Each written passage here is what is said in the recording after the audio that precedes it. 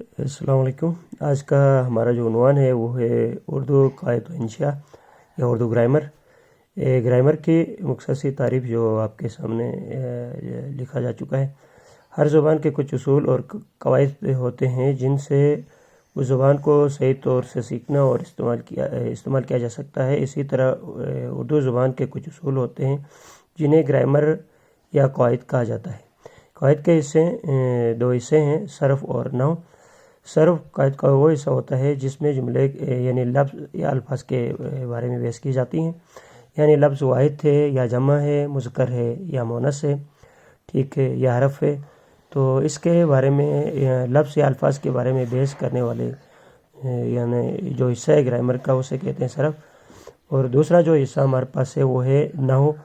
تو یہ گرامر کا وہ حصہ ہوتا ہے جس میں ہم مرکب جملوں کے بارے میں یا عبارتوں کے بارے میں ہم بحث کر رہے ہوتے ہیں۔ اس کے دو حصے ہمارے پاس ہیں۔ ایک ہمارے پاس ہے نحو تفصیلی، جس میں ہم جملوں کو الگ کر رہے ہوتے ہیں، جملوں کے اجزاء کو الگ الگ کر کے ان کے بارے میں بحث کر رہے ہوتے ہیں۔ اور دوسرا جو حصہ ہمارے پاس ہے نحو ترکیبی، ٹھیک ہے، جس میں جملوں کی ترکیب کے بارے میں، مرکب جملوں کو آپس میں ملانے کے بارے میں ہم بحث کر رہے ہوتے ہیں۔ اس طریقے سے اگلا جو ہمارا حصہ ہوگا وہ ہے یعنی حصے صرف۔ تو حصے صرف جو ہے اس کا پہلا جو یعنی پہلا حصہ ہے وہ ہے لفظ۔ لفظ جو کچھ ہم منہ سے بولتے ہیں اسے لفظ کہتے ہیں، ٹھیک ہے۔ لفظ معنی دے بھی سکتا ہے، لفظ معنی نہیں بھی دے سکتا ہے، جیسے کتاب، پانی، ٹھیک ہے نا۔ اسی طریقے سے لفظ کی پھر دو قسمیں ہیں۔ پھر ایک ہمارے پاس ہے لفظ موضوع، ٹھیک ہے، ایک ہے لفظ محمل۔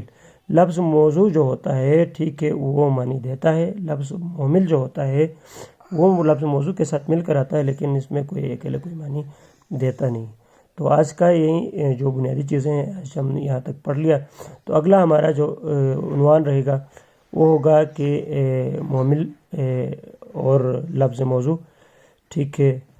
تو آج کا ہمارا موضوع یہاں تک اختتام پذیر ہوتا ہے۔ Thank you.